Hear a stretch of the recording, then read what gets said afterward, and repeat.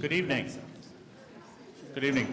My name is Chuck Porcari. I'm the board chair of the Maryland League of Conservation Voters Education Fund. And tonight we want to welcome you to the MDLCV-EF, Maryland Sierra Club, and Maryland Matters Environmental and Public Health Forum. We really appreciate your attendance. A few quick housekeeping items. Bathrooms are over here. The bar is open. Pizzas are there. That's the important thing. And also welcome to those on Facebook watching the forum. So I'm going to turn this over to Carla Reddick, the Executive Director of the Maryland League of Conservation Voters, for our introductions. Carla?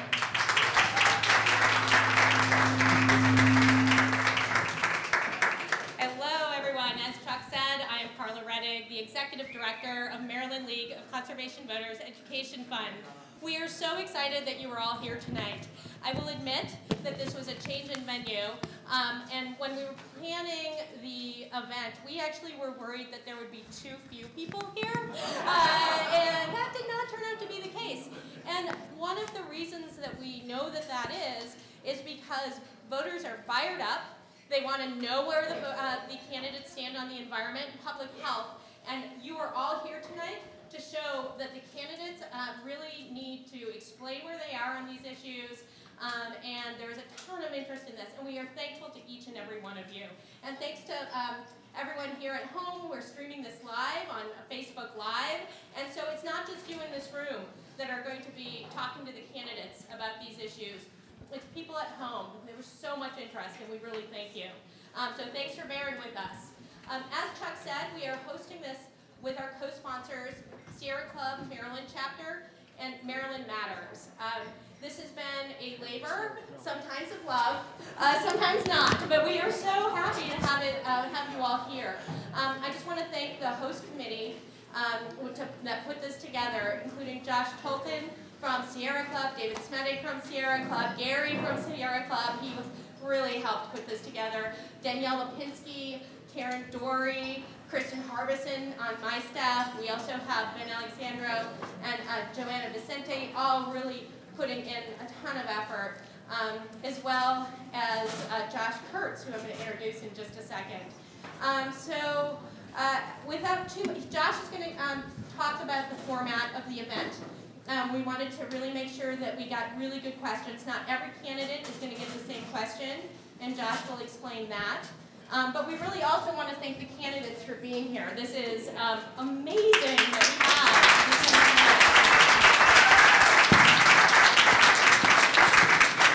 We also wanted to have it in a venue like this, specifically because we wanted it to be more low-key. We wanted you to have access to the candidates, access to their staff. They all have plenty of staff, so you can talk to people about where they stand. So we wanted to build in time beforehand and afterwards to really talk to the candidates and their staff about where they are. So please take advantage of this venue. And really, thanks to Peabody Heights Brewery for hosting us. This is incredible.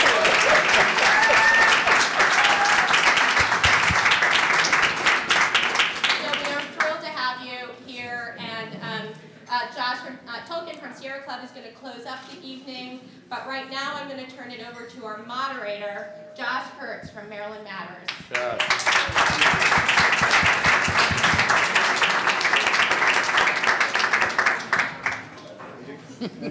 Greetings, candidates. Greetings, everyone. Thank you, Carla. Thanks for coming out. This is a fantastic venue, though it's so cold, we'd probably be just as happy with hot toddies or something instead of beer, but the beer works. So, yeah, a few things you should know. Well, first of all, 10 seconds of shameless self-promotion. If you don't know what Maryland Matters is, it's a fairly new website, nonprofit website, news website dedicated to Maryland government and politics. Check it out online, marylandmatters.org. These guys all read it. Yes, we do. Yeah, thank you. Thank you. Thank you. Anyway, so as Chuck mentioned, the restrooms are through the plastic curtains there. Don't forget to tip your bartender, very important. So here are a few ground rules. You'll note there are 8 candidates up here. The organizers invited every filed candidate for governor, so you can sort of draw your own conclusions about who's not here. And so we have 7 Democrats and 1 Green Party candidate. The candidates are each going to get a 90 seconds to introduce themselves. We'll do that in alphabetical order, so we'll start this way. And then we'll ask questions. These questions come from you. When people signed up for this event, we asked them if they had questions for the candidates, and that's where we've called the list. So these are your questions. We may have tweaked them a little bit, but they're your questions. So, which is to say, there won't be an opportunity to ask further questions, but you can corner these folks when it's over. The timekeeper is there, candidates. She'll be giving you some warnings. As Carla mentioned, we're not asking, the candidates are not going to get to answer every question. We're going to split it up a little bit. The organizers have come up with some weird numerology that I don't quite understand. But in some cases, there will be 3 candidates will get to answer a question. In some cases, 2 will. In some cases, 1 will. We have some very broad categories. But I think it'll work out. I think we'll all learn stuff. I think it'll be fun. Remember to tip your bartender.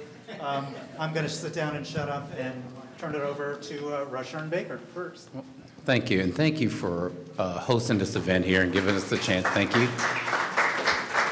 As Josh said, I'm Rushern Baker. I'm currently the county executive of Prince George's County. I'm thrilled to come here and talk about what we've been doing in the county around the environment and what I want to do as governor. One of the things I'm most proud about is that we have the only Department of the Environment in the state. We made it a priority. We lead the state in recycling and waste reduction. And so I look forward to telling you about my experience, not only as a legislator for 8 years, as county executive for 8 years, but as someone who's worked in the private sector around redevelopment and smart growth. And those are the things that we made a hallmark of the county, and I want to make a hallmark of the state. One of the things I will say is that we think Baltimore City could be the place where we actually lead in environmental green jobs and investing in old manufacturers here to lead in some of the things. I see that my time is going. I look forward to talking to each of you. It has been great being here, and if somebody can sneak me a beer, I'd really appreciate it. God bless you. Hi, I'm Ben Jealous. If you want to make Donald Trump's blood pressure go up, send a civil rights leader to be your next governor. I've been in this green movement my whole life, since I was a young kid in a Earth First t-shirt at an anti-clear-cutting rally. Teenager founding the first high school chapter of SEEK, the Student Environmental Action Coalition. Working for the PIRGs when I was in my early 20s. Working as an investigative reporter exposing the poisoning of rural areas in Mississippi.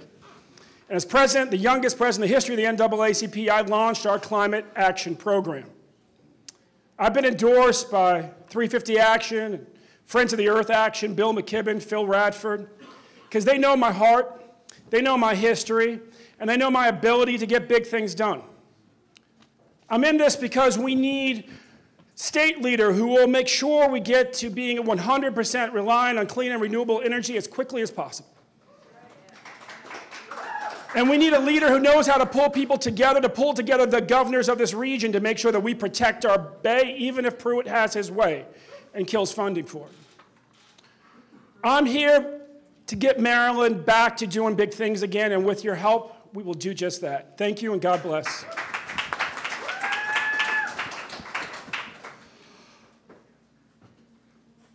Hi, folks. I'm Kevin Kamenetz.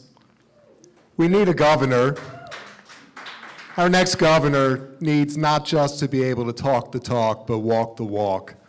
As Baltimore County Executive, we've been leaders in land preservation, where 2/3 of our county is zoned rural in nature and 90% of our population lives on 30% of the land. We've been leaders in environmental protection. We spend $26 million a year rebuilding eroding stream banks, planting trees, and using street sweepers to stop runoff into the Chesapeake Bay. And we've been leaders in renewable energy. We're negotiating to put solar panels on our closed landfills and rooftops to generate 21 megawatts of solar power. As governor, we're going to save the Bay again. And that means doubling the oyster population. It means fighting big chicken. It means making sure that we implement laws that ban styrofoam and plastic bags. And importantly, to incentivize companies to make investments in wind and solar. I'm running with Valerie Irvin, Montgomery County Councilwoman. We're a great team. We have a great track record, and we have a great vision. Let's get things done again in Maryland. Thank you. Good evening, ladies and gentlemen. My name is Rich Madaleno. I have the honor of being a state senator. I am very proud of my 93% lifetime score from the League of Conservation Voters, and I'm one of only 2 people on this stage who has a score, because I'm one of only 2 people up here who has actually, as a legislator, been dealing with the issues that you find important. On banning fracking, my name is on that bill. On moving the RPS to 25%, my name is on that bill. Fighting to bring it up to 50%, moving it to 100%. Those fights have been my fight and your fight. Together, we have made progress because I know how to get things done in Annapolis, because I've been doing it for the people of Montgomery County, the people of Maryland. I've been doing it on education, on healthcare, and on the environment. And if you want to get things done in Maryland, you need someone who has the skills, the experience, and the relationships with the people that you have to govern with. And that's who I am. I am so proud to be joined in this race by LaWanda Jenkins, a former cabinet secretary in the O'Malley administration, 17 years of senior executive service in the executive branch, 16 years of legislative experience together. We are the most dynamic and the most experienced team that has ever sought one of these offices. And if you elect LaWanda and myself, we will make real progress on the environment for the people of the state of Maryland. Thank you so much, and I look very much forward to answering all of Josh's questions, which I've had the chance to do for years. So, and he's a good questioner. Good evening, everyone. My name is Alec Ross, and first of all, welcome to the neighborhood. I lived down the street for 14 years here in the Oakenshaw neighborhood. I'm a former Baltimore City public school teacher, married to a Baltimore City public school teacher with 3 kids here in the city schools. And, you know, since then I spent 12 years working at nonprofit organizations. I ran technology policy for Barack Obama's presidential campaign and served in his administration for a good long while.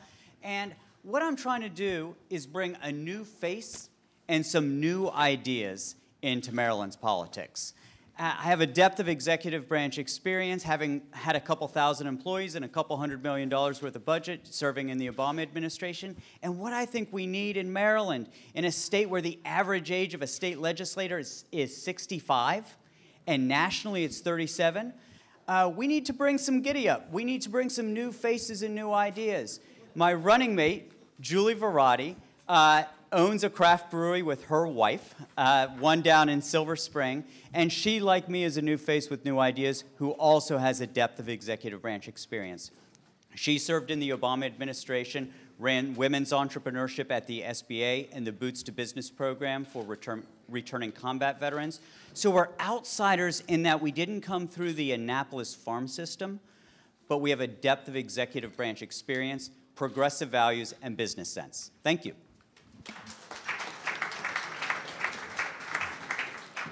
Good evening. I'm Jim Shea, and with Brandon Scott, running for governor and lieutenant governor. I'm so happy to be here tonight because the issues you care about are so important. I'm not a career politician, but I've spent a lot of time getting things done in the state of Maryland. I've led large organizations, both private and public. One of them was the University System of Maryland, where I was lucky to support research, environmental research throughout the system, and particularly at the University of Maryland Center for Environmental Science. I was also chair of the Central Maryland Transportation Alliance, a coalition that advocated for mass transit to relieve our congestion, our traffic congestion. I was chair of the empowerment zones for 10 years, where one of our goals were public health in neighborhoods in East Baltimore and West Baltimore. My family has always treasured Maryland's natural resources. My wife, Barbara, who's here this evening, is a lead environmentalist. She is the founding chair of Casey Trees, whose mission is to restore, protect, and enhance the tree canopy in Washington, D.C. She's also past chair of the Irvine Nature Center and of the Friends of the National Arboretum.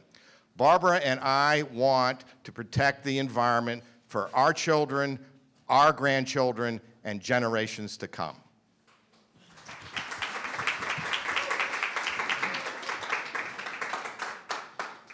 Hi, everyone. I'm Ian Schlakman, and before I really get started, I just want to take a minute to say I'm a proud member of the Sierra Club. I'm actually the Greater Baltimore Group's vice chair. I'm not speaking on behalf of the club at all tonight, but I want to take a minute to acknowledge all the amazing work we do, not just in the Sierra Club, but all the environmental organizations statewide. I'm here tonight with my running mate, Reverend Annie Chambers, right down here.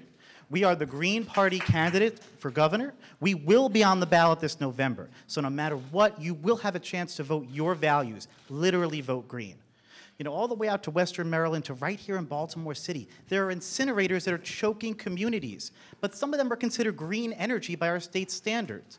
We've got overflowing raw sewage into the Inner Harbor here in Baltimore. We've got chicken feces, frankly, exploding into our bay, creating enormous dead zones. Environmental racism is rampant, not just here in Baltimore City, but statewide. Like you, I fought so hard this last legislative session. Why? Because I knew there were important bills that needed to get passed. But so many of them died. And it wasn't because Governor Hogan vetoed them. It was because a Democrat let them die in committee. It's time to fight the establishment with every tool we got. Vote Ian Schlakman and Reverend Annie Chambers this November. Thank you so much.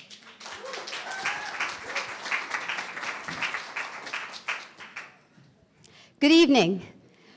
My name is Vignarajah. I was 9 months old when my family fled a civil war and came to America. They had no jobs, just $200 in their pockets, and 2 very young kids in their arms. They built a life here in Maryland that made my life possible. Both of them were actually Baltimore City public school teachers. And I had the honor of a lifetime to go from Woodlawn High to the White House because of the opportunities that Maryland gave me. I served as Michelle Obama's policy director at the White House, where I had the honor to work on issues ranging from how to get more of our children to go to urban parks, the Pollinator Partnership Action Plan, but also served as senior advisor to Secretary Clinton and Secretary Kerry, where I had the honor to see true firsthand leadership when it came to the Copenhagen and Paris summits. And I have the real honor of being Donald Trump's worst nightmare. So if you really want to see someone's blood boil for a president to turn from orange to red, elect someone who has been called Donald Trump's worst nightmare. But I will tell you that every Democrat will tell you that they love the environment. I am the only candidate on this stage who loves the environment so much that I married the head of the National Wildlife Federation. In fact, the only reason I married that man right there is the environment. And so I have the unfair advantage. I have the unfair advantage literally every day of hearing Colin talk about the world we will give our children. That legacy is our most important inheritance, and that's why I'm running for governor.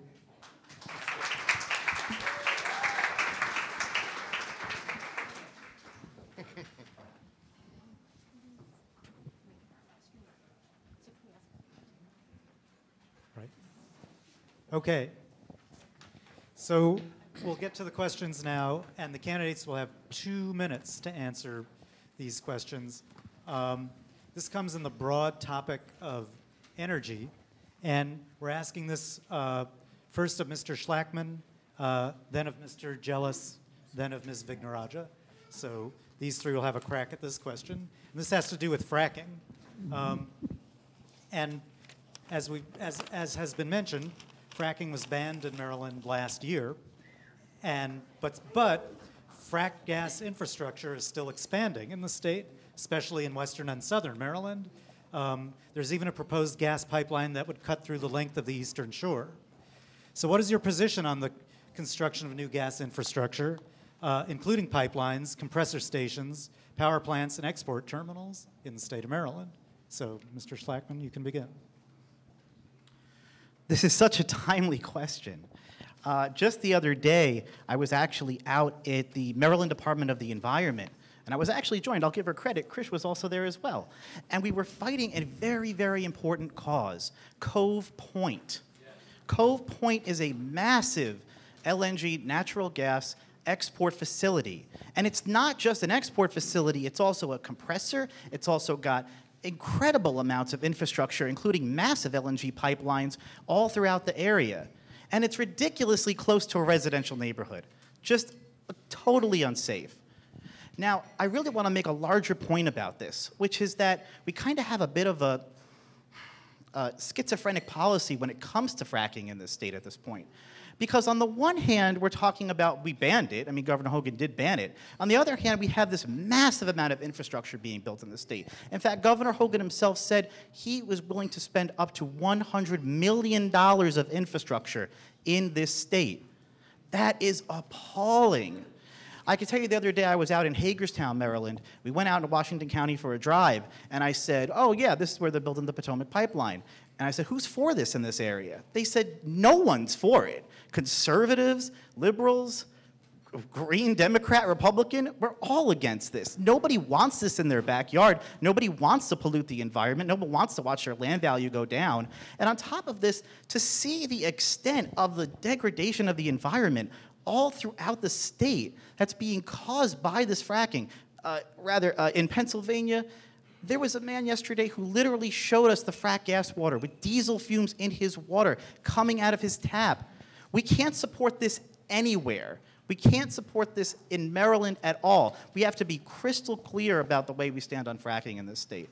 And I think it's very important to know that well, I'll stop right there. I'll give it to him more later. All right. Mr. Jealous. Yes. I fought Keystone XL, fought Pipeline Standing Rock. I've lost at least one endorsement in this campaign because I made it clear that as governor, I will not support any new gas infrastructure. We will be clear, there's aging infrastructure. There's methane being leaked by old pipes in the ground. We need to dig them up. We need to replace them. But my running mate, Susie Turnbull, and I are climate hawks, and we're proud of it. Now, Cove Point, totally opposed. Charles County, totally opposed. Pipeline, Western Maryland, the one they want to build under the Potomac, totally opposed. The new one they want to build down the Eastern Shore, totally opposed. You know, since I was out there with Keystone XL, helping to fire folks up before they surrounded the White House, sending Julian Bond down to get locked up, the last protest Julian Bond got locked up for was opposing Keystone XL. You know, we've seen that TransCanada, the company that builds it, things leak all the time. We cannot risk the Potomac. We cannot risk the estuaries on the Eastern Shore. And when I'm governor, we will move as quickly as possible to being 100% reliant on clean and renewable energy because it's the right thing for the environment and because it's going to help us create jobs, including in places like Baltimore.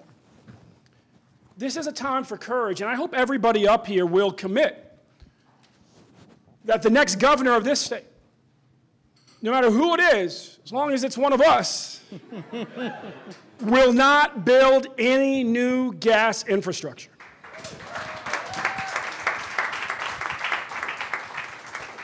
Before we turn it over to Ms. Vignarajah, I have to quickly ask if you're live streaming, please don't, because we've got an official live stream going, and apparently there's some signal problems, and so if you don't mind not live streaming, that would be most helpful. So I apologize, Ms. Vignarajah. You would think this is my full-time job because when we had the Potomac Pipeline rally, I was there. On Monday in Cove Point, I was there. When we had the rally against MDE yesterday, I was there. So that is my position on trying to grow the infrastructure when it comes to fracking. That is the old way we produce energy. And so what I'm going to do are 4 things.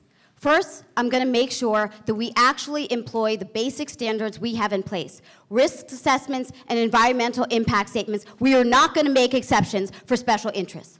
Second, I'm going to make sure that instead of turning the other way as toxic air pollution floods the communities that are around, for example, Cove Point, you have 40,000 more Marylanders who are in that area. We in the world would never have a facility within 1.5 miles of our neighbors. Third, I'm going to make sure that we reverse the increases of air pollution limits which Governor Hogan allowed.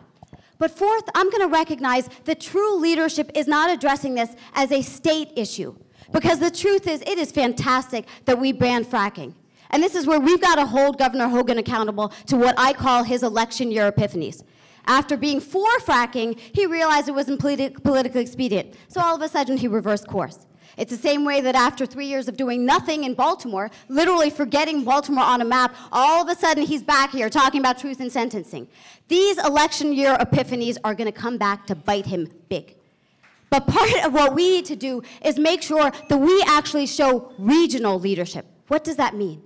We've got to make sure that fracking doesn't take place outside of Maryland as well, which means that my first action will be signing out to Orsenco, which is a leadership of 8 states that Maryland is not a part of. If we want to make sure that fracking doesn't happen outside of our state so the pipelines come through Maryland, we've got to make sure that we don't lead the charge just as Marylanders, but in the region as well. I will do that as governor.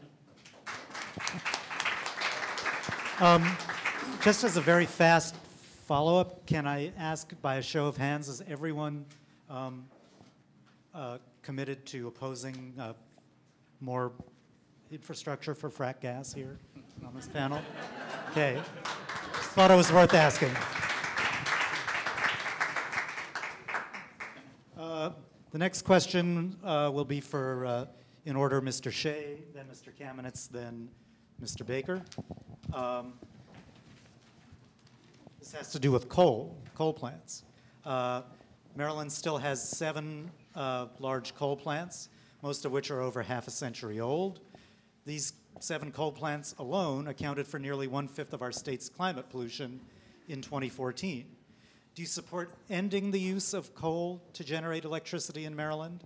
And if so, how do you propose ensuring a just transition for workers and communities reliant on this industry into a new economy? And if not, what justification do you have for continued use of fossil fuels? So, Mr. Shea. Thank you. These coal plants need to go. Perhaps not overnight, but soon. We need to adhere to the admirable goal, which I'm sorry that the General Assembly didn't see fit to pass, of 50% renewable energy by 2030. We need to live in the 21st century, and we need our children and grandchildren to live throughout this century and into the next century. And it's not going to happen if we have coal plants churning out our energy. We need the green, sustainable energy to be produced. As governor, I will create the incentives to enable that to happen. It's not going to happen overnight or without those incentives. We need to know how to store the energy once it's gotten from the sun and the wind, and we need the technology to be able to do that. Let me turn to the second part of the question, which is what happens to the people in the coal industry? What do we do for them? Innovation is everywhere in our economy, and that's a good thing in many respects. But it's a very bad thing if you lose your job because of innovation, or in this case, the advancement of society. That's a social cost that we need to cover. And part of my, thank you, part of my public education plan is to make sure vocational training is not only available to people in high school and community college and younger people coming into jobs, but also for people who've been displaced from their jobs. We need retraining. We need the ability for somebody who's 45, 50, 55, dare I say 60, who still wants to work, to be able to get the skills, educated for the skills that match the jobs of today. So we're going to have to do that too. Thank you. Mr. Kamenetz.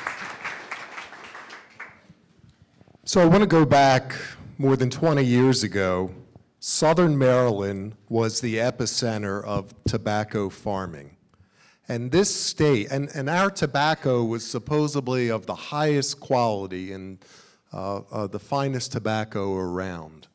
And our state courageously made a decision that we wanted to not promote tobacco farming because we wanted to promote, obviously, anti-smoking legislation. And part of that was to avoid the hypocrisy of telling people not to smoke when people's lives depended upon growing tobacco.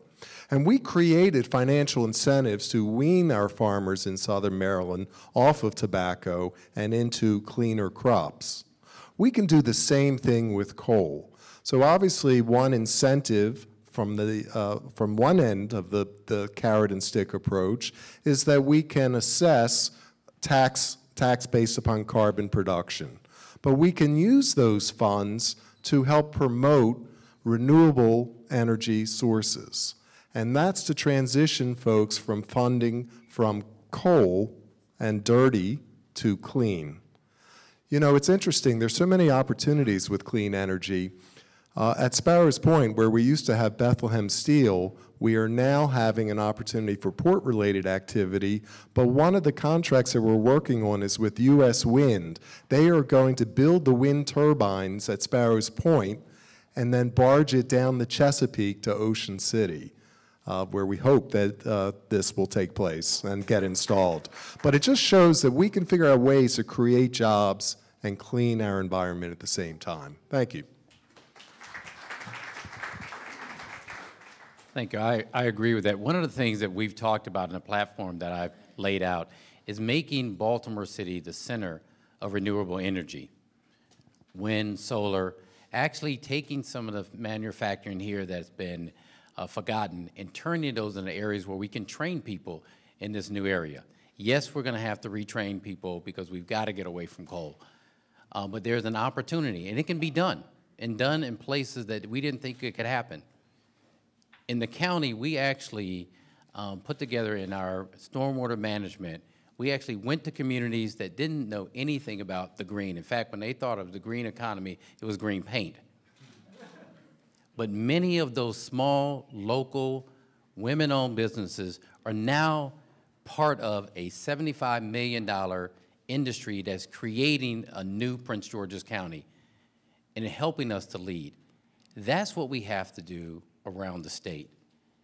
But you have to have the political courage to do it. As was said earlier, a lot of the legislation that we see blocked, and Rich is right, there are two of us up here who've actually served in the legislature and know what it's like and how hard it is to get legislation passed. But you also have to be the executive that's willing to go out there and put it on the line. Because we did that, and we have the experience in Prince George's County, we can do that statewide, but the governor has to lead on it. If he doesn't, or she doesn't, then it's not going to get done. What I promise you as governor, I will lead on this. We will make Baltimore City the renewable energy capital of the world as we go to 100% clean energy. Thank you. Yep. All right, this next question is for first Senator Madaleno, then Mr. Ross. In the environmental community, there are constant conversations and debate on the best way to deploy clean energy in Maryland and the region.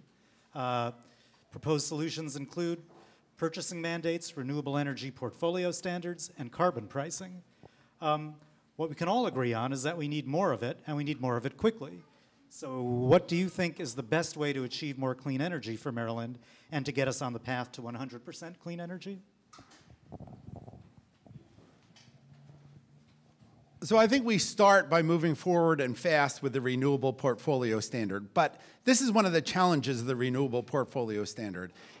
Currently, the renewable energy that is part of the renewables portfolio standard is not clean, right? We are burning trash. We are burning woody biomass. We have to get the dirty part out of the renewable energy portfolio, and then we've got to move it And then we've got to move it up, and we have to find a way to bring those facilities and those jobs to our state and not just have it be, you know, we're paying for some reason for new facilities to open in Michigan or Pennsylvania or far away. We've got to create the jobs and we've got to create the industry here and bring that home. So I think the easiest path, the smart path, is to start with a renewable portfolio standard. We know with the changing in the transportation market that obviously we're going to start moving away, thankfully, from gas to more electric vehicles. When that happens, we have to move our structure away from gas taxes to carbon taxes. We need to have that conversation starting now about how we tax carbon and where it's going to go to and how you put it in a fair and progressive manner. And look, I'm the vice chair of the Budget and Taxation Committee. Ask some of the people who have been here, who have worked in Annapolis on these issues. This is my forte. If you want to get these things done, you need someone with the experience who's been there, who's worked on these issues, who's sat down. When the Renewable Portfolio Standard died a few years ago, was part of the team that sat down and said, let's create the Clean Energy Jobs Act. Let's make it not just about the renewable portfolio, about more jobs here. And we got that bill through, and then when Larry Hogan vetoed it, we got that bill overridden, and it's now law in the state of Maryland.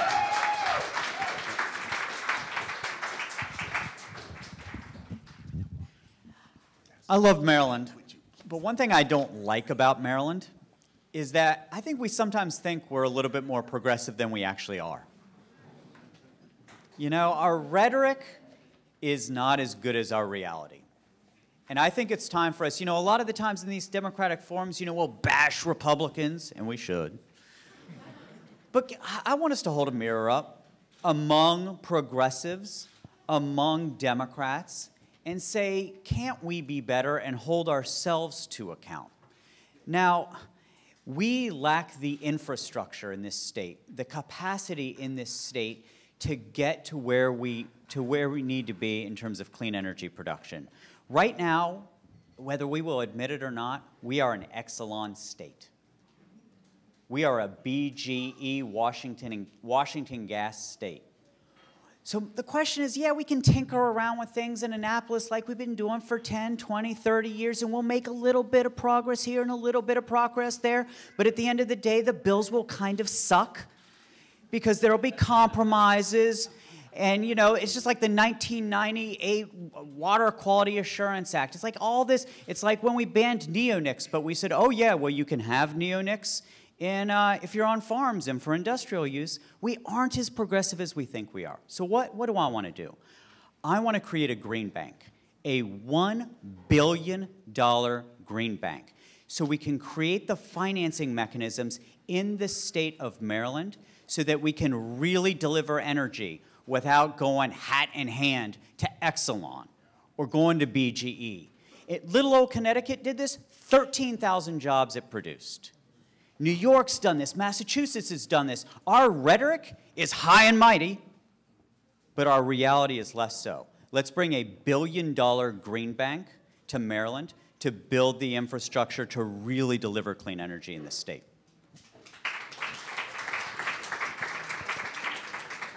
Thank you. We're going to talk about water a little bit and water-related issues. And the first question we'll ask first of Mr. Jealous and then Mr. Schlakman. How do you propose to work with leaders in states whose runoff contributes to pollution in the Chesapeake Bay, especially those whose regulatory framework is weaker than ours? What measures do you propose that would protect Maryland waters, given the weakening of the Clean Water Act at the national level? Mr. Jealous. You know, I live on an estuary on the edge of the Chesapeake Bay, down on Grays Creek. And I know firsthand just how dirty our water is. We have big issues at the Conwego Dam. We have big issues out on the Eastern Shore. When I was on the board of the Environmental Defense Fund, we specialized with getting bipartisan consensus to move forward on clean water issues, but also, quite frankly, getting states to take the lead in actually working with farmers upstream in other states and offering them incentives because everything they were doing was flowing downstream. And so as governor, you can count on me to make sure that every state that benefits from the Chesapeake Bay is pulled together, that we work with the governors to get agreement on how we're going to keep the bay clean, that we go upstream and we actually have conversations with farmers who are, whose farms are messing up the water as it flows into our state. We offer them incentives. And that we make sure that we move as quickly as possible on these issues. Every time I go past the dam, I worry about what's going to happen when it overflows. It's not a matter of if.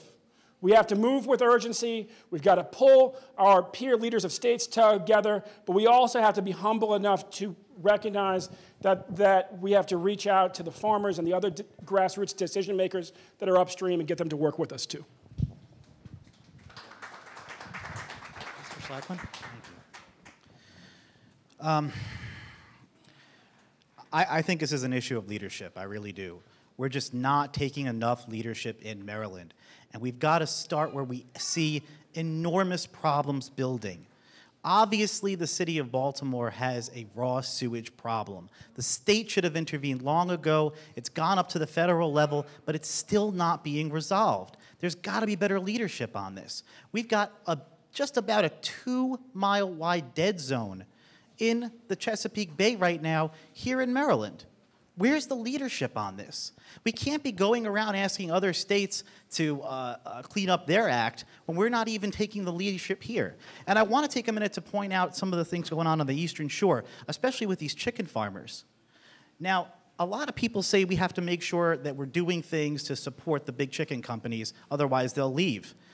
If you actually go and see those poor chicken farms, it's disgusting. It's absolutely horrible. And the farmers want out of a lot of these big ag contracts. We're not doing enough in Maryland to support the small farmer, to help them transition to organic farming, to making sure animals are free range, to making sure they're healthy, to making sure there's not runoff going into the bay. We're just not doing enough. And this comes down to a basic sense of leadership. And that's something that I know we are short on in supply here in Maryland.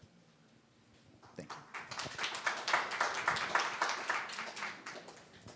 This next question will be for Ms. Vignarajah, then Mr. Shea, then County Executive Kamenetz.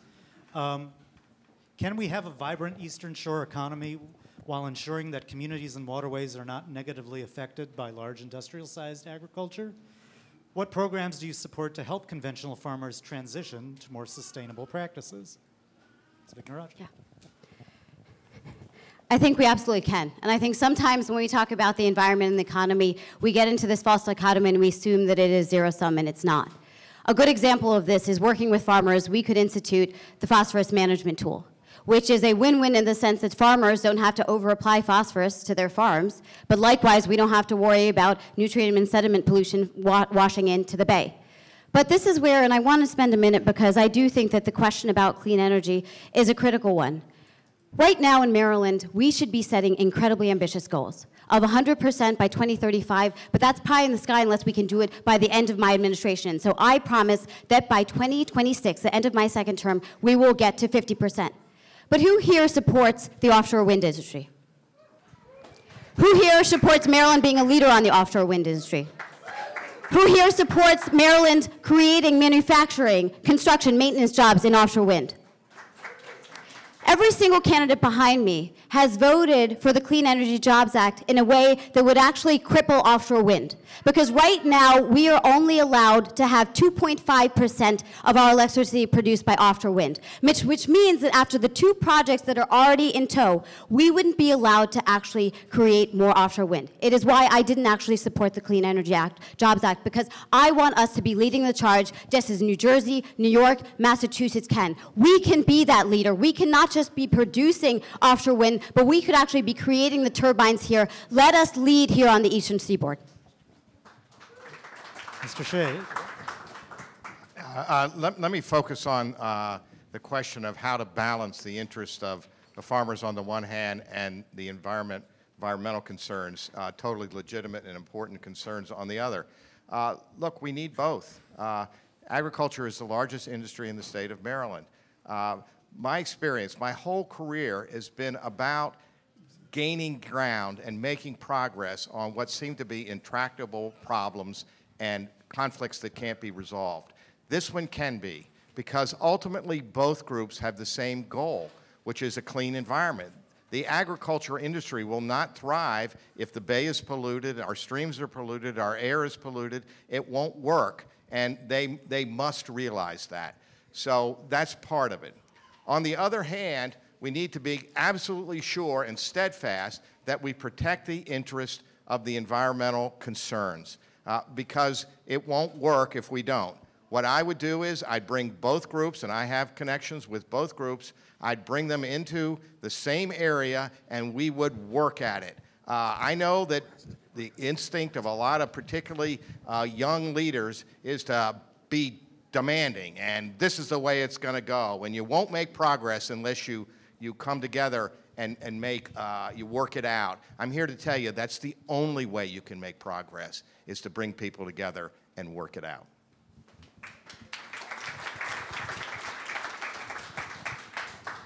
So I believe the question was, what are we going to do on the Eastern Shore, and how do we have a future there that doesn't involve big chicken? I just finished serving a term as the president of the Maryland Association of Counties, and I had a great opportunity to work very closely with the elected local leaders of every county in this state. And you learn about interests that are important to them. One of the board members is a councilman from Wicomico County by the name of Matt Holloway, and he was teaching me about his occupation, hydroponics, in Wicomico County. And he's turned this into a thriving business, and he was impressing me with this highly technical perspective on it. And I said, well, how many generations has your family been in farming? He says, I'm the first one. I graduated from Salisbury University with this major in agricultural science, and I learned about this. This is what we need to be doing in terms of how do we grow new products that don't rely on chicken and allow our Eastern Shore to remain agricultural in its priority. That also means imposing smart growth policies on the shore to prevent the loss of prime and productive soils. This is the future and the past of the shore. Thank you. Okay.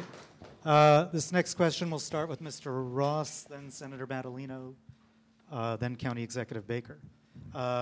What do you see as the largest contributors to Chesapeake Bay pollution, and how do you propose to resolve it? Well, it starts with runoff from the farms. And this is another case where, once again, we make a little bit of progress with a very good idea, the phosphorus management tool. And then what do? We talk big, but then we don't fully implement it. We don't fully fund it. We make we get progress sort of halfway there. So what I would do is, as governor, and there are champions of this in Annapolis, and they deserve our support on this effort, is we need to fully fund and implement the phosphorus management tool. We need to bring transparency to the emission. We need to bring transparency to what's coming off of these farms, and then use that as a tool where the Maryland Department of Agriculture is not working for the farms, but where they can actually hold them to account.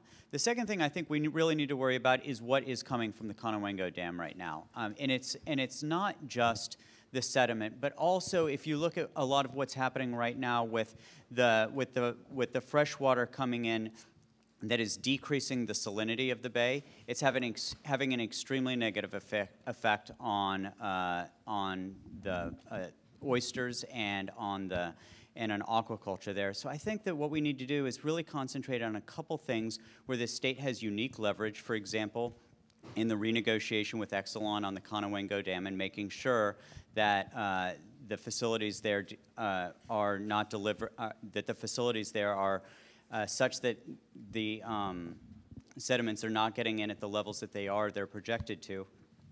So that's what I think. Okay. I think there are three prime sources. Agricultural runoff.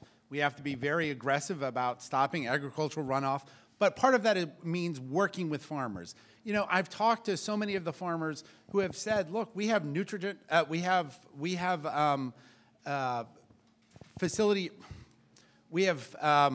fertilizer management plans for each one of our farms.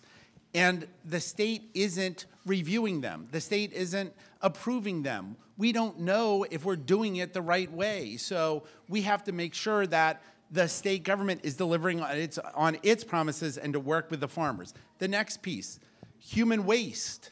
Both the waste that comes out of the sewer system and the waste that gets washed into the sewer system and into the runoff system because of poor infrastructure, bad sewage systems that overflow into creeks, that overflow into the stormwater system and get out into the bay. We have to make sure our infrastructure is fixed in that regard. And finally, polluted stormwater runoff from impervious surfaces. You know, we made progress with a stormwater remediation fee that the Republicans, I give them credit, they are bad at public policy and they are great at PR. And they called it, right, the rain tax. And the governor ran against it because we never stood up and defended the rain tax. We haven't defended the things that we've done.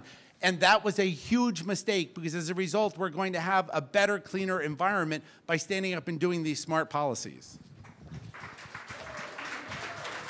Well, I think Rich is absolutely right, which is why I stood up to the rain tax.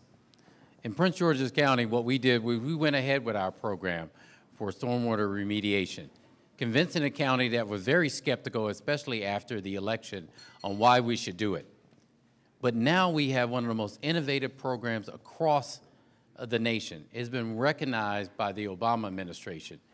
But the reason we were able to do that is not because we didn't understand, and I believe this is the case, it's not that we don't know what the problem is we don't have the leadership. We don't have the leadership in terms of the governor's office or in terms of the secretary.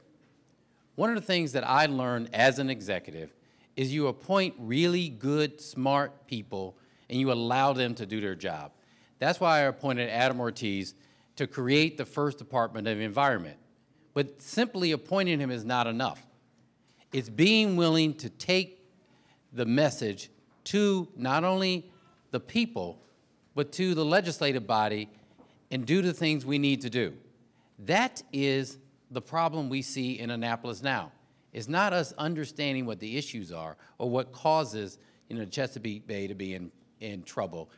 It's having the will and courage from the governor's office, from the secretary's office, to work with the legislature, to push it through, to get the changes we need. You know it and we know it. But as governor, I guarantee you we will get it done. Thank you. Yep.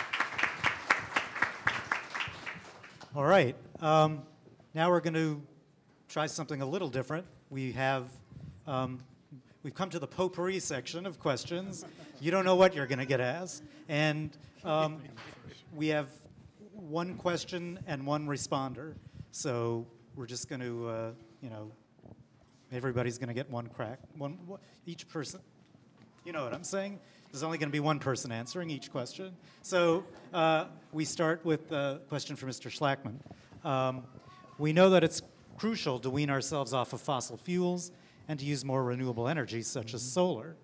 In encouraging solar development, do you distinguish among potential locations based on their environmental value? For example, is it okay, in your mind, to cut down a forested area to install a solar facility? Is it okay to build on land designated for agriculture preservation? This is a fantastic question because there's two really important things to talk about in this question. One is the fact that our current terrible renewable portfolio standards now allows for deforestation biomass, and that's exactly what's happening on the western part of the state. This is a real shame because right now forests are at risk because that counts as renewable energy. I guess I think they could just grow the trees back really quick. I think we know a little better than that. The other part I really, and I want to just say one more thing too. I was proud to be one of the people that stood for the 100% renewable energy portfolio standards, not just the 50% one. Now, I want to take a second to just say, we really need to take leadership on this issue in this state. Because so often I hear, I have a great idea for a solar project, but it's so hard to get it in this county with all these specific county issues. The state should take leadership and just find some standards for what qualifies as a solid solar site, what qualifies for the renewable energy, the renewable portfolio standards. They got to take leadership on this, because otherwise it's too difficult. And I can't believe I'm a Green Party candidate, I'm also a socialist saying this. It's difficult for capitalists to come in and put in solar installation sites when they have to go through so many minute little things on the county level. There's got to be accountability, but maybe we have too much in that one particular area, because solar is the way of the future along with offshore wind. It's so incredibly important. And I just want to take one more second to say, I watched the beginning of this. Oh, all right, well, I'll take it next time. All right, next question's for Mr. Jealous. It's a transportation question. There is a constant tension between the need to expand and improve state highway infrastructure, the need for increased attention to public transportation, and a need for creating safe infrastructure for pedestrians and cyclists. The transportation sector is now the largest source of climate pollution, and people are calling for more innovative policies to reduce these emissions from motor fuels. So how would you reduce pollution from motor fuels, and how do you propose prioritizing the varying needs of the state within a limited transportation budget? We've got to invest in what works. We've got to take Larry Hogan's plan for transportation and scrap it. Take our gas tax and actually use it to build out mass transit. We've got to be clear that while it's pretty cool, this idea of a high-speed rail, I saw Black Panther, I think there was one of those in there. It costs $54 round trip and wouldn't make a stop between here and DC. So if you can afford $54 a day to commute, buy a helicopter. You really don't need government subsidy. But in the meantime, we need to invest in actually building out and expanding, modernizing, making more regular, more 24-hour MARC and Metro. We got to focus on smart growth, actually enforcing Plan Maryland, bringing it back, building more vertically, building more live where you work places. And we've got to be serious about inclusive, sustainable development in our state while protecting our green areas in our ag land from further destruction. Thank you. This is for Ms. Vignarajah. Many jurisdictions are facing problems of so-called food deserts, which lack access to fresh and healthy food. While it is understood as a problem in low-income urban areas, rural communities often have similar challenges, even those in heavily agricultural areas. So what solutions do you see to overcome this? And this was an issue that we actually worked on at the White House because Michelle Obama, as part of our Let's Move initiative, probably our most popular and certainly most fun initiative, realized that in so many areas, in Baltimore, in many cities across the state and the country, there are too many situations where the grocery store is literally the convenience store. And so part of what we tried to stress was, one, we need to figure out ways in which we incentivize grocery stores to come in. I was meeting with George Mitchell, who runs the Langston Hughes Center, and they finally were able to bring a grocery store in because we provided the incentives to say, you have a ripe market here, just bring a grocery store in. But part of it is also recognizing that we have incredible opportunities where there is so much fruit and veggie spoilage, where that food literally goes into the trash. And yet our children are starving. And in a state like Maryland, sometimes people are surprised by this fact, but we lack food security. In many parts of our state, 1 in 8 Maryland children go without food. It is why part of my education plan focuses on guaranteeing hot and healthy breakfasts and lunches to our children, because our schools have become community centers of half of the Maryland children who have been in poverty. That has doubled since 1990. And so that's where, for me, it's about trying to figure out those synergies. If we have markets of farmers who are ultimately going to throw that food away, I'm going to bring them into community centers and cities to take advantage of these opportunities. This is for Mr. Shea. If you're governor, you'll preside over the Maryland Department of the Environment. How will your administration's MD differ from previous ones? And how do you see the role of the state versus local jurisdictions when it comes to matters of environmental protection and public health? Well, my whole career is based on recruiting great people. I've been lucky enough to do that, and the organizations that I've been part of have thrived. The state government needs to do the same thing. I will recruit great people to the state government, particularly the Department of the Environment. That department will be very good at looking at what regulations are necessary and making sure that they're in place. They'll be very good at enforcing those regulations consistently and persistently. Absolutely has to be done. The Department of the Environment of the state of Maryland needs to take the lead. The federal government has abandoned regulation and enforcement. The local jurisdictions can't do it on their own.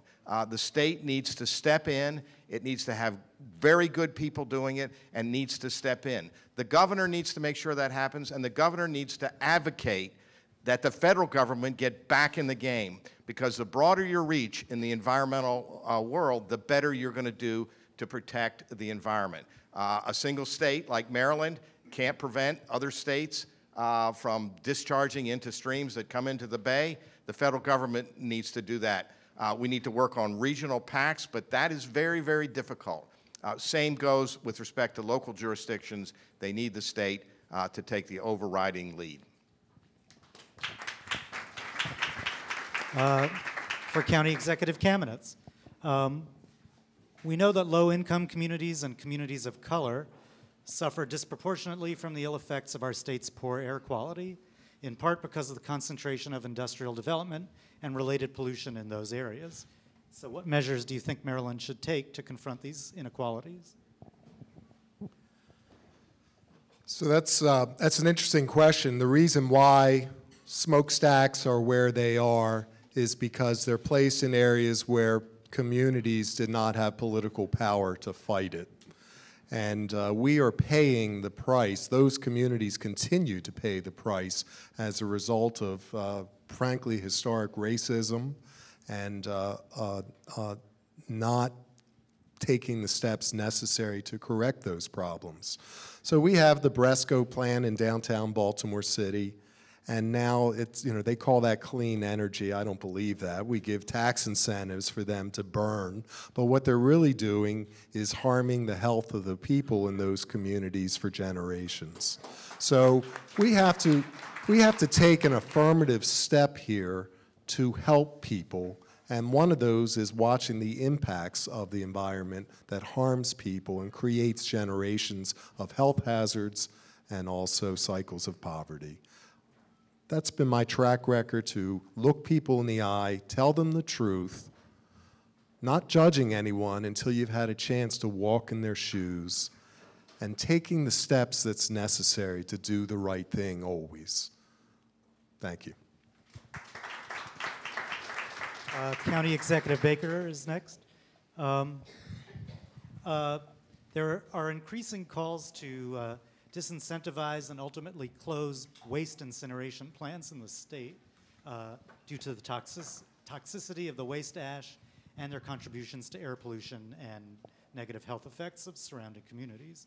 Do you support these proposals? And if so, what solutions do you have for limiting the amount of waste going into landfills across the state? First, yes. And I think the way we've done this in the county, we built one of the largest composting facilities there to redistribute the waste going in. It requires the leadership to do that. If we're going to get to 100% clean air, then we have to start addressing these issues up front. And so as governor, I would do that. We've started to do it at the county level. One of the questions, if I can just add on, it said, the role that the state has, should the state take a leading role in the environment, or should it be at the local level? Well, it's really both. Just imagine how much work we could get toward 100% clean air if we work with the state and the local on these issues.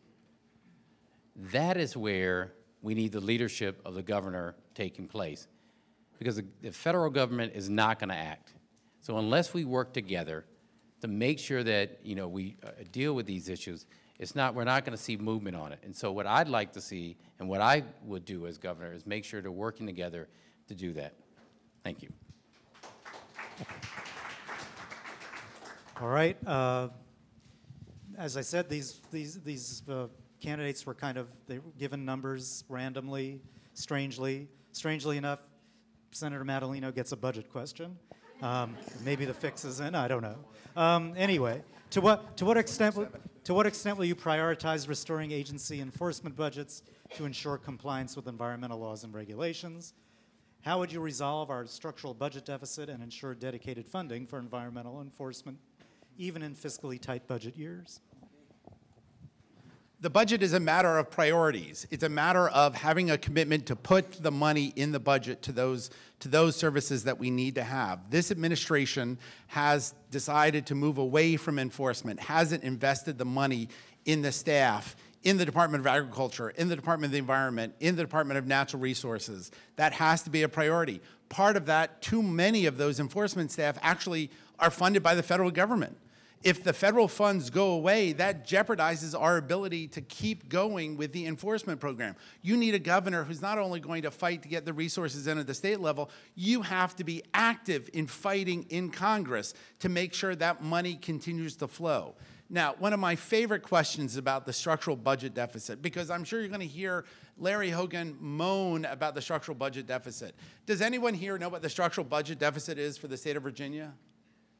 You know why? No one can raise their hand because they don't have one. You know why? Because they don't have a law that says they're supposed to account for it and report for it. This is a problem we've done to ourselves. We have a state law that says you've got to report every year a 6-year forecast that plans all the spending and all the revenue out. We've created this problem ourselves. I can tell you one thing. I can guarantee you one thing. The structural budget deficit forecast is wrong. Because who knows what the budget is going to be in 5 years and 6 years. And it should not be used to drive the political conversation. And you need a candidate, you need a Democratic nominee who's going to stand up and fight Larry Hogan on these points, because you know it, you've been doing it, and there's no one better engaged on this issue. Thank you. And for Mr. Ross, we have a political reform question. If elected, you will be redrawing Maryland's legislative and congressional district lines. What process do you support to approach redistricting to encourage the most robust democracy? Yes. So when I was serving in the Obama administration, if I went to the House of Representatives, I could tell if it was a pre-gerrymandering member of Congress I was testifying in front of, or an after-gerrymandering member of Congress I was talking to. People who came from the pre-gerrymandered districts, they were Democrats who had to talk to Republicans and Republicans who had to talk to Democrats. In the world after gerrymandering, their ears and their minds were closed from the moment you walked in there. If I was a Democrat, they were with me. If it was a Republican, they were against me. And I think it's damaged our democracy. And so what I would seek to do as governor is draw our congressional districts and our legislative districts with a level of integrity that doesn't exist right now. I would seek to do so first by working regionally on the congressional districting. If we can partner with Virginia, if we can partner with Pennsylvania, if we can work with other states to try to harmonize between Democratic and Republican states, since we know we can't do it, Democratic and Republican districts, since we know we can't do it nationally, let's try to do it regionally. If we can't do it regionally, then what I would commit to do in Maryland is doing the right thing and not creating these bizarre districts designed to allow politicians to decide their voters as opposed to voters deciding who their elected officials are going to be.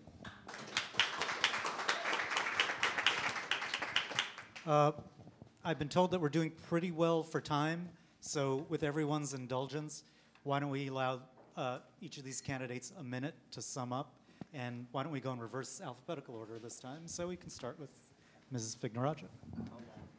1 minute. We've touched on a lot of issues tonight, and very clearly we know that any one of us would be better than Larry Hogan. And yet, the conventional wisdom outside of these halls is that no one can beat Larry Hogan. And they say that, you know, no man can beat Larry Hogan. Well, I'm no man. And the truth is, there is some seriousness to this, because we know he's a formidable candidate. He's crafty. He fakes left, he moves right. And if we recognize what happened in 2014, there were nearly 300,000 Democrats who failed to show up. The majority were women, minorities, immigrants, and younger voters. And so for me, my campaign has not just been about being part of the opposition or the resistance. It's been about setting forth a positive, affirmative agenda of how we can actually see that renaissance of Maryland. If you were happy with the status quo, then I'm probably not your candidate. If you want to blow up the system entirely, then I'm probably not your candidate. But if you fall into that moderate majority who believes that we could actually do something, and we could do something real within our lifetimes, I hope you will vote for me. Thank you very much.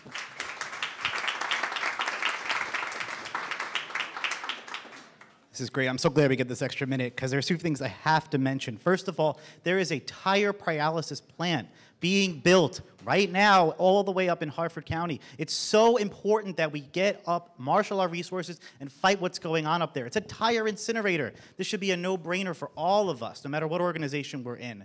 And I also want to say we need more bike infrastructure, more public infrastructure. We need to reverse what Larry Hogan did and get the red line money back. That is a civil rights violation.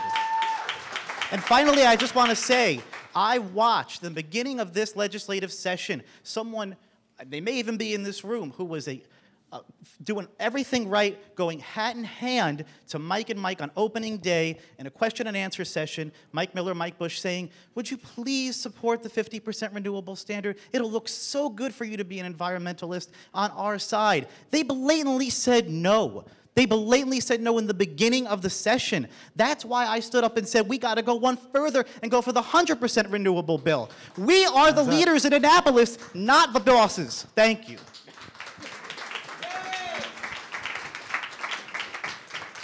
Thank you all for having me tonight. This has been terrific. I think what you've heard are 8 people in violent agreement with each other.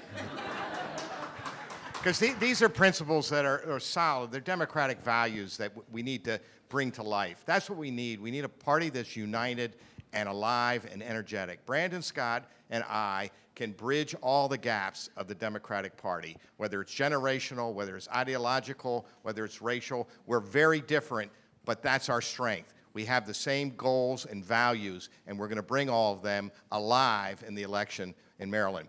There are 2 important issues. One is you have to nominate somebody who can get things done. And the second is you've got to nominate the person who's most likely to beat Larry Hogan. Look at my record, and look at my plans online. I have comprehensive plans in all the important areas, public education, transportation, etc. And I and Brandon can beat Larry Hogan because we'll battle him for those moderate votes in the middle and all the votes on the right side of the spectrum, left side of the spectrum. Welcome to the left side of the spectrum.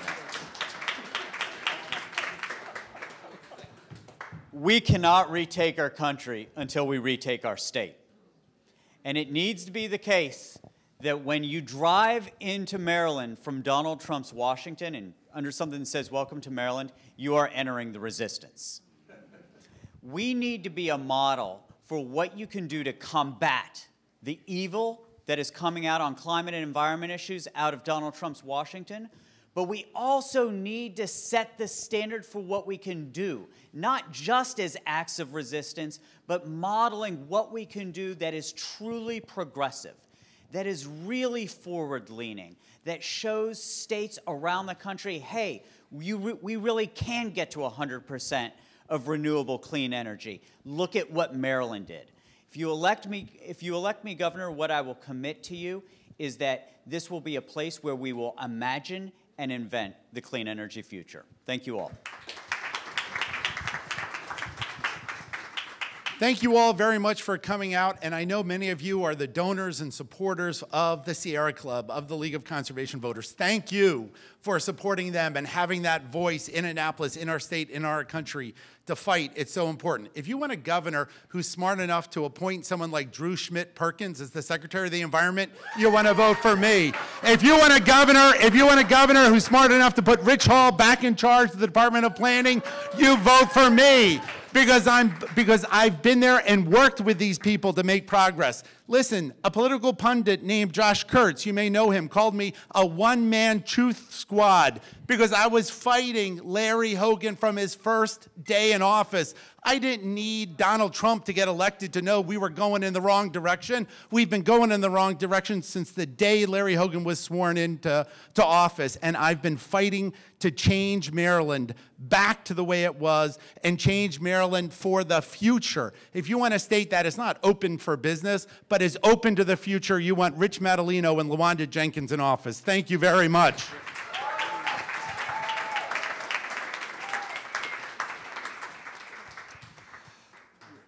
So I'm a lifelong Marylander. I'm a lifelong Democrat. I went to college at Johns Hopkins University. I went to law school down the street. I know this region well. When I was first elected in 1994 to the county council, I was endorsed by the Sierra Club because I told them I would work hard to protect and improve our environment. But so we all pretty much agree on these issues. I want to tell you something about myself. And that's really what's important. Who are we electing? When Donald Trump began his campaign of terror against the immigrant community, starting with a Muslim ban his first week in office, the General Assembly couldn't pass reasonable protections of our immigrant neighbors. I stood up and signed an executive order last April protecting the rights by stating that no county employee will inquire as to someone's immigration status.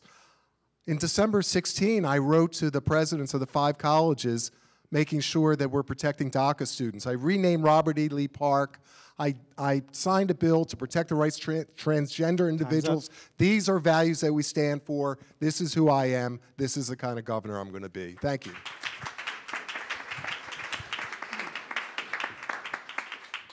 Well, let's hear it for the best bench of candidates to be the next governor of Maryland I've seen in a very long time. And it was nice tonight to reconnect with so many people who were out there together marching to end fracking. Let's hear it for all of us who stood up to ban fracking in our state. But you know what? None of us is going to get the chance to really lead us in doing great things as the governor of the state unless we can turn out voters. We will not beat Larry Hogan with Republican light or tacking to the middle. We will beat Larry Hogan by inspiring the base of the Democratic Party to turn out in force. And my running mate, Susie Turnbull, and I are the only ones up here who have experience in doing just that. In our last elections, me in 2012, I was called the unsung hero of Obama's reelection by Van Jones on CNN because I turned out 1.2 million unlikely voters. And when Susie was chair of the party in 2010, she turned out 125,000 more Democrats than showed up in 2014. Round of applause. So no offense to Drew and Rich, who I love very much. They're great. But I think Adam Ortiz, who does our environment, does a great job. He has been a leader around there. My running mate, Elizabeth Embry, right here from Baltimore City, ran for mayor, and I are excited about this race. Making sure, one of the things that was talked about was the red line. The red line coming back to Baltimore City is important. When we fought for the purple line in Prince George's County and Montgomery County, we also fought for the red line. You know, in these challenging times that we have in the state, I'm the one candidate up here who actually has served in the legislature and passed difficult bills, but also run a complex government, the second largest in the state. I'm running for governor not because you do what is easy, but you have to have the courage to do what is right. We need someone who actually understands how to get laws passed. We all agree this is a great, and Ben is right, this is a great group of candidates, the best I've seen. But we have to come together at the end of this election, no matter who gets the nominee, and work together so we can get Larry Hogan out of office. All right. Thank you, one and all. Before we disperse, I turn things over to the younger, smarter, and handsomer Josh Tolka from the Sierra Club.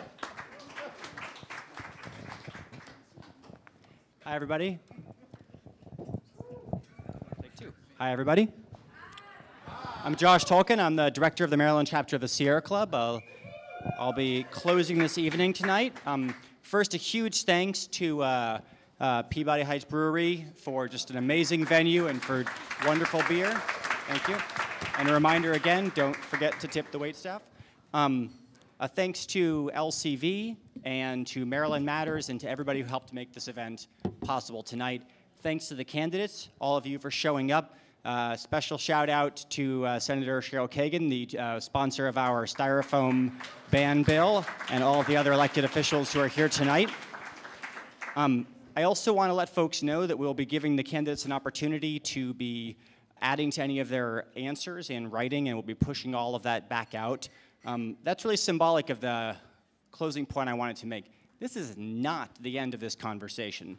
Unlike Earth Day, elevating the issues of the environment is not a single action. This is not the one forum. This needs to be the start of the conversation. And I will challenge everybody here today. The candidates have come out and they've started the conversation with us. It's up to us to continue it, to elevate the issue of the environment, to be constantly asking these questions so they have a chance to answer them.